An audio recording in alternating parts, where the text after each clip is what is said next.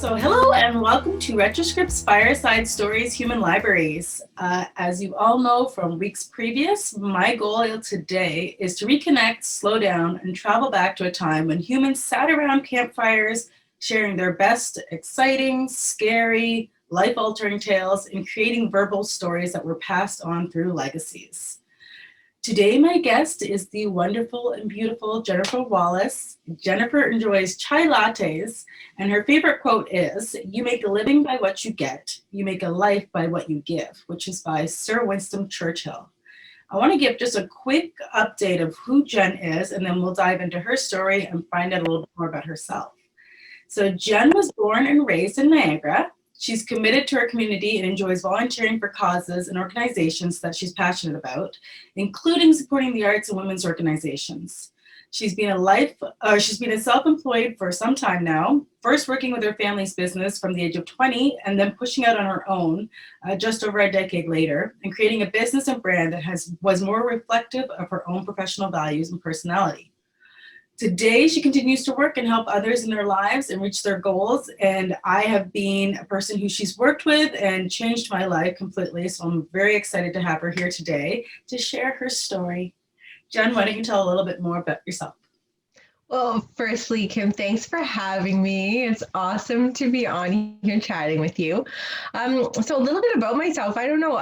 I have a wonderful life. I live by the motto of, designing the life that you want. And I feel like I've done a good job so far of doing that, pandemic aside and all.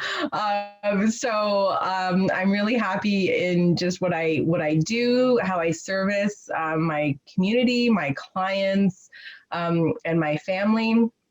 I don't have children of my own, but I have nieces and nephews that I adore, and my best friend is my sister. So really close family there, and I just really am grateful for them and for the friends that I have in my life, and again for my clients who I consider pretty much all my friends. So I have like a really big group of friends, it sounds like, but yeah, I just, I guess that's kind of, I'm just on this wonderful journey trying to help empower people to understand their own finances, their lives, get to where they want to be, and their success is my success. So I really just love being able to see them get what they want. I love that. Feeds your soul and your bank account, and that's amazing, right? Right? I love it. So what you're talking to us today about is your community and how you're involved in the community, correct? Yes. Amazing. That is absolutely correct. Love it. Let's hear your story. Oh, okay. So as you said, one of my favorite quotes is from Winston Churchill, and I've kind of lived by giving back my whole life, ever since I was a kid, when I was in elementary school, even grade 7 and 8. And I was always involved outside of the classroom in different school activities. That volunteerism led all the way through to adulthood. And I kind of entered the world of not-for-profits in Niagara just because it was something that interested me. I wanted to have something beyond work to be doing with my life. And it was a way for me to just expand my network when I was starting in my business as well, and just meet new people and learn new things and get connected to others.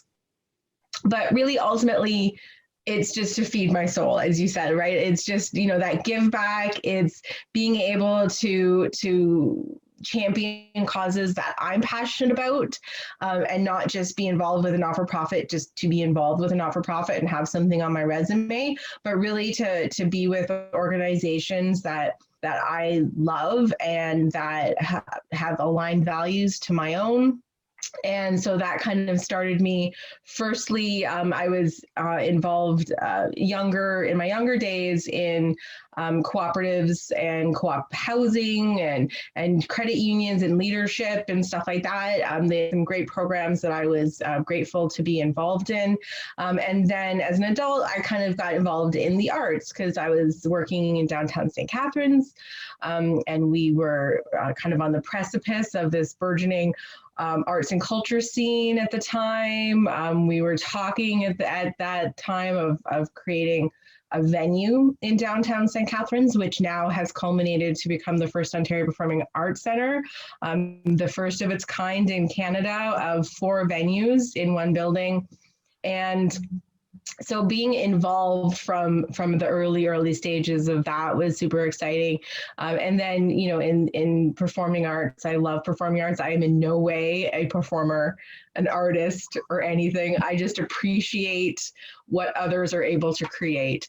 And so I got involved bringing my financial and business background to not-for-profit arts companies and arts organizations such as the now defunct St. Catharines and Area Arts Council. Unfortunately, they did not survive through different funding and whatnot. But I've just always loved the arts. And so I currently actually sit on the Foster Festivals board as their treasurer. So that's something that just came to me new this year. And then quite a few years ago now, I kind of was like, the arts are great, but you know, I'd like to get involved in something else. And so I had an opportunity to be involved in another cause that I'm passionate about, which is Jillian's Place. Mm-hmm. So for those outside of Niagara, Jillian's Place is a women's shelter, emergency shelter that serves West and North Niagara. And so that was a great opportunity, as I said, to be involved with them on their board, and I still am. I'm currently the president of their board, and I have been for about 5 years. There's so much. Pardon? I said, I'm always finding out new things about you, and I'm like, oh my God, really? I know, right? Who knew? But yeah, it's super exciting to be involved with organizations, and even though like my volunteerism is at the board level because of the leadership and the experience that I can bring to a board, I try to encourage everybody to get involved in an organization or multiple organizations that are causes that they're passionate about at any level. So it could be that you're volunteering 1 hour a week to go and do something, or to help at an event that's a fundraiser or something like that. It doesn't need to be at the dedication that I'm at, because I spend a lot of hours, but I have the time as well to be able to do that. So that's where I like to dedicate where some of my free time goes. But yeah, people don't need to always be on boards. I know sometimes people are like, oh my goodness, how can you be on so many boards and committees and all of that? And actually right now I'm kind of almost at a low point in terms of the numbers of boards and committees that I sit on. But there was one time when I was on 3 different boards, and I think it was like 8 committees at the time. So right now I'm 2 boards, 8 committees. And does that push you? Like, do you feel fueled when you go to those meetings, kind of thing? Because I know a lot of people would look at that and be like, oh my God, like, how do you keep going and how do you give so much? Well, it sounds daunting, but I should say, like, people shouldn't be impressed with me or anything like that, because most of those committees only meet like every 3 months or so. So it's not like every month I've got 10 meetings to attend or anything like that.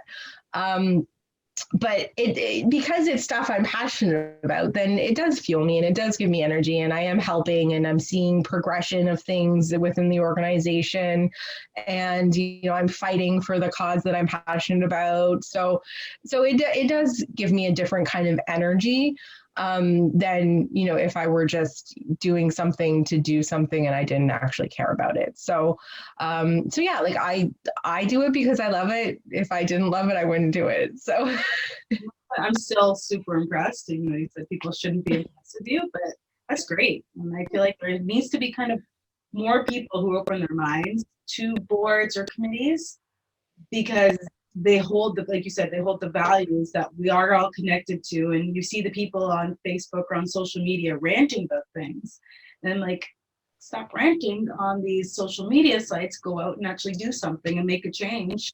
that kind of mirrors what you believe, right? Oh, exactly. Exactly. And that's the thing, right? Like, if you're not, I always kind of have the philosophy that if you're not willing to take action to make change, then don't just rant about it. Like, don't go on social media and just complain if you're not going to take action towards something, and boards right now, like there's throughout, I think, Canada and North America, there's a push for diversity and inclusion, especially at the board level and not-for-profit level. And unfortunately, like especially in Niagara, because Niagara has an interesting, I guess, demographic, in that like most of the boards are a whole bunch of white people. Yeah. You might have some different ages, but a lot of them are older white people because they've got the time. They don't have young children at home to try and juggle, having a volunteer activity as well as their family and all that. But we really need more voices and more reflection of our entire community at the boards of especially social service organizations, especially arts organizations, where your art that you're going to put out there to be reflective of your community. I love that you said that. Love it. Because I've heard people kind of complain about how do I say it? The one tone of color that is on all the boards or what they're seeing. And I think the only answer is exactly what you said. Then if you don't like it, you got to go and make a change and put it out there yourself. If you're not seeing a lot of Black culture or Black representation, then you need to be that person to bring it forth, because we can't expect somebody that comes from a predominantly white culture or white family or whatever to know what you have on your side, right? So the biodiversity comes from the community first. I truly believe exactly. And I know every board that I've sat on, and I've also sat on City of St. Catharines like city committees that report to council. And we struggle for as long as I've been volunteering, 20 years, to bring diverse voices to those tables, because we put out calls for applications, come join our board, come join our committee, and we get a whole bunch of white people applying. And then people complain, how come your board isn't reflective of your community? And all we can say is, we put it out there to everywhere that we can think of, saying we're looking for board members, but we can only choose from the people that apply. We can't go and randomly select some person and say like, oh, you didn't really want to be on our board, but we're going to put you on our board just because you represent diversity. We can't do that. So, that's the struggle, is we need to be encouraging people that have diverse experience and diverse backgrounds to be putting themselves out there in a volunteer capacity on boards and committees. And I think that's something that like not only Niagara, but a lot of communities are struggling with. I agree. Is it easier now? I mean, with COVID-19 and everything's done via Zoom like this. Is that how your committees are meeting? So people maybe that usually wouldn't have been able to leave the house or whatever can join? Yes. Yeah. But then there will be a time when we're not meeting by Zoom anymore. I didn't. Right. So, they're like that's, and with COVID, a lot of organizations have kind of halted recruitment for boards this past year. I know we did at Jillian's place just because it felt like a really weird time to be bringing brand new people into that leadership role. Be like, surprise, this is, we're in COVID, come join our board. And just, to be able to kind of put that on hold until next September, which hopefully, our next recruitment phase will be not in COVID anymore. But right. But, I know for myself, the next 9-10 months, I will be actively looking for more diverse voices for our board, because I am a white woman of somewhat of privileged background. I've had challenges in my life for sure, a lot of them, but I can only bring the experience that I have. And so even though I can empathize with many other people from different backgrounds, different cultures, different experiences, I haven't lived in their shoes. So I can only speak on behalf of white women at the age of 40 who, have a professional career and are self-independent. so, that's where when we have conversations around certain tables, especially in social service organizations, we're having to look and say, like, as an organization, how are we looking at diversity of the clients we serve, and how are we stepping up to be able to recognize what those clients' needs are based on their culture. For example, even just the food, when we have women in shelter, they come from all different backgrounds, and how are we, when we're supplying them with meals, are we being considerate of what they're usually going to be eating? Or are we just saying, here's what we decided to prepare for you, some good old craft dinner, so like as Canadian as you can get, maybe, where, like, how is that reflective of their culture? So I know Jillian's Place, we put a lot of investment and work into that. So from the service side, we are, I think, very forward thinking when it comes to diversity and inclusion. We have a committee of staff members on diversity and inclusion and all of that. But the board is still pretty white, like not all white, but pretty white. And so, it's a challenge, right? It really is, especially when you have organizations that are not only looking for diversity at the table, but certain skill sets. Definitely. So, and that's something I don't know that I would have even thought of as being one of the bigger issues, because I'm to an extent privileged myself. I can go make myself food in the kitchen, and it's what I'm used to eating based on my culture. But thinking about someone that isn't as privileged and is in Jillian's place, that meal that you're preparing, that you've actually put a lot of thought and effort into to include what they want and their needs, that could be huge, right? And life-changing. Yeah. So that's magical. Yeah. Honestly, it is. I wanted to add too, so when I lived in Burlington in the Milton GTA area, I actually was a child that went to the Halton Women's Place and used their services. So I understand the benefits and just how, for me, coming from such a young age and using their services, it changed my life. And I'm 100% convinced, and I believe that if I hadn't gone there, I wouldn't be where I am today. And I wouldn't have had the stepping stones and just the support. So what you're doing means a lot to me, and I'm not going to get emotional because this is important, but like, I always look at people like you, and I know you're my friend, so I always tell you how amazing you are, but it actually does mean something to a lot of people, how much you give. And if you don't do it, then who's going to, right? So I hope people continue watching you and get inspired to step up and make a change as well. Yes. And then see, everything you just said about me as a volunteer board member, I look at the team at Jillian's Place that are literally on the front lines every single day. And I couldn't do it, to be honest. I am a finance person. That's my happy place. I could not, the challenges that they encounter every day and the stories that they hear, and a lot of that, there's a lot of good that happens. And so that's certainly rewarding, but the challenges and hearing stories from women who, had come to Jillian's Place and then gone back to their abuser, which happens a lot. Yeah. In Niagara, we had 2 women this year who have been killed by their intimate partners. So everything escalates. Yes. Especially in a pandemic. So, the team is there, they're dealing with COVID, plus they're dealing with, I just got a statistic today saying that our call and text line for crisis support, which is anonymous, but it had like a 900% increase this year over last year, because people aren't able to leave and come to shelter. So those numbers are down. But our counselors are on the phone and texting back like way more than they ever have before. So the team is really I'm just there as a volunteer board member. It's our team and our leadership there is amazing. So yeah. It's amazing. So to help your team and the leadership, for anyone listening who maybe obviously can't go on the board because the board's not accepting right now, what does the shelter need? What are they looking for?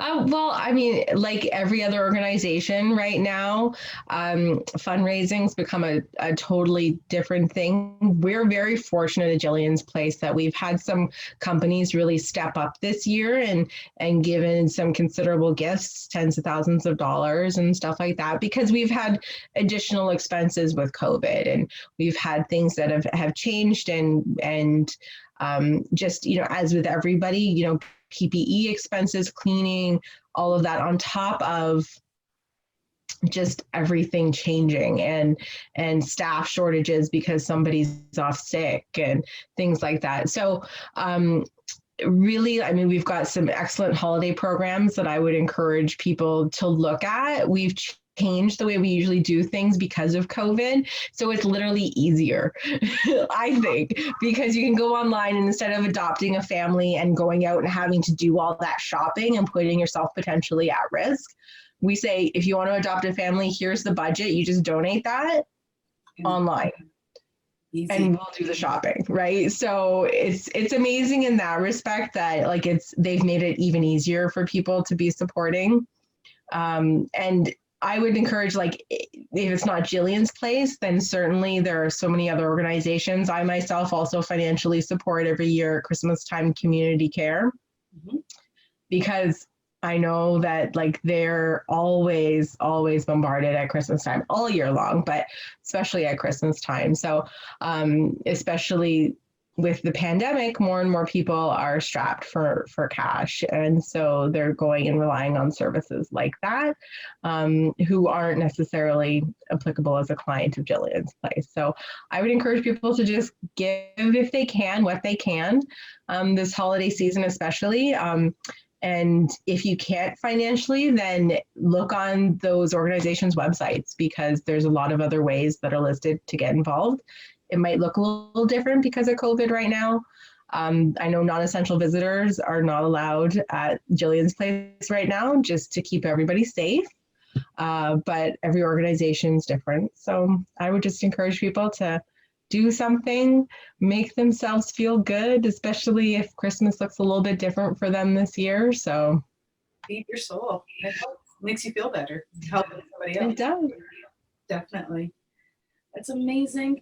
My last question, and I don't know if I asked you this before, is what got you into the giving, I don't know, part of your personality? I think as kids, we don't necessarily always think to give back and to go and help somebody else. But I know you've been doing this since you were a child. So was there a turning point or something that just pushed you in that direction? I think that honestly, I think I'm going to blame my mom, maybe. So when I was 12, we were living out in Vineland and moved back to St. Catharines. And my parents had just divorced, and my mom, my sister, and I were in subsidized housing, which is a cooperative. And so they encouraged the people there to get involved in different committees. Mm-hmm. And so my mom got involved in a committee and took me with her. So I kind of got involved at that time with the committees at that subsidized housing complex.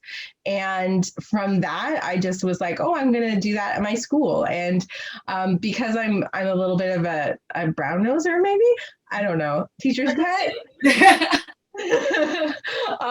I kind of, got doing some stuff for my teachers. It was a great way to get out of class. Mm-hmm. And so when I was at elementary school in grade 7 and 8, I ended up getting really involved, just kind of naturally. I don't even know how it happened. But, I was managing the cross country team. So making sure everybody's where they need to be for their meets and all of that stuff. I, of course, was not running cross country. I mean, who are we kidding? But I was the administration of it. I also helped, we had a special needs child in the 4th grade. So I helped with her at recess and at lunchtime.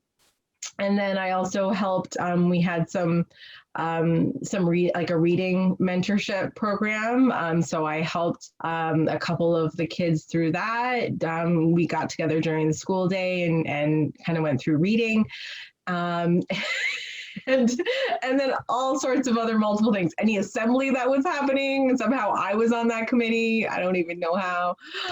So it just kind of naturally was like, oh, Jenn's like the teachers get to know. And it's like, oh, Jenn's responsible. Because I also was an honor student on top of missing class. That's awesome. So they were confident I was able to juggle everything. It wouldn't affect my schoolwork. And yeah, and then come high school, I hardly did anything in high school. Sadly, it was all in other organizations outside of school. It just kind of, that's the way it happened. I was with the school paper in high school and that was it. Mm-hmm. But yeah, I just I kind of fell into it, and I've never thought about not. I don't think I could imagine my life without volunteering somewhere in some way. Yeah, that's pretty cool. It's interesting. I was very similar. I was the brown noser in school too. So I was like, anything that would get me out of class, even though I was usually ahead in my classwork, I was just like, I'll do it. Get me out of here. I'm not a sitter. I don't like sitting. I want to do something. So I totally agree and get it. Yeah. And I hope some kid watches this and understands that being a brown noser is sometimes a smart thing to do, because look where you can end up, right? Exactly. And then you get to miss class. Like I said, I'm not artistic, but I got an 86% in my art class in grade 8. I maybe attended 5 classes. So there you go. But they gave me a good grade because I was doing other things, right? So you don't have to do the work. Yeah, exactly. Don't go to school, kids. I'm kidding. Don't go to school. That is such a wrong message for me to send. Go to school, kids. Yeah.